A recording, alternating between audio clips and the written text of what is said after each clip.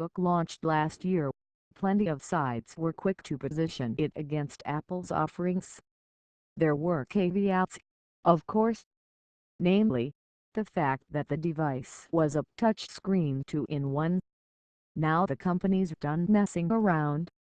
Alongside the updated version of last year's model, the company just said screw it and launched a device designed to compete with the MacBook straight on. The MateBook X drops the touchscreen and convertibility. It looks like the MacBook, it sounds like the MacBook, and if laptops quacked, it would most likely do that a lot like the MacBook, too. The only surprise, really, is that it took this long.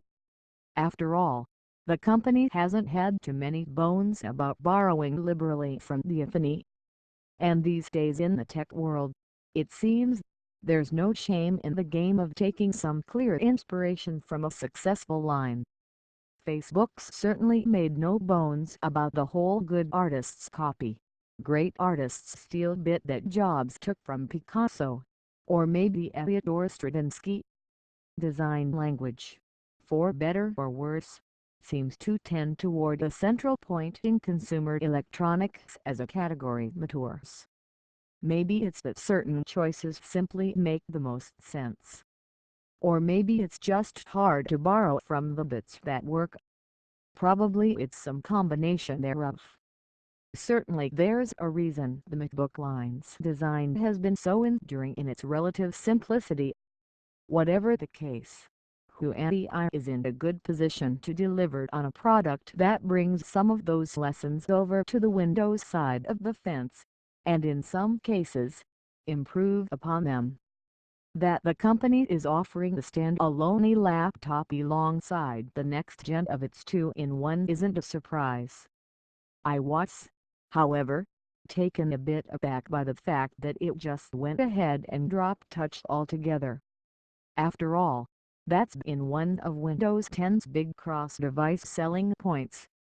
When asked, the company explained the decision was made because the company wanted to put its best foot forward, and a big amount of the laptop business in the US is not touch, which I take to mean that Huawei didn't want to confuse the market with what's supposed to be a straightforward laptop play. What the company does offer, however, is a nice, if not entirely distinct laptop. It's thin and light with a fanless design and has a 2K display. The real standout feature, however, is the Huawei's work with Dolby. The audio company's input on devices is usually limited to tweaking settings. This time out, however, Dolby was apparently involved directly in the creation of the onboard speaker hardware. And it has a good-sounding speaker, something far too often overlooked when creating a laptop. I can say that confidentially as someone who, for better or worse, does much of his movie and TV watching on his laptop. I have a MacBook Pro, and I generally sync up Bluetooth headphones or speakers. It's nice to see a company focused on that side of things. Audio is kind of the last stone left unturned when it comes to upgrading devices.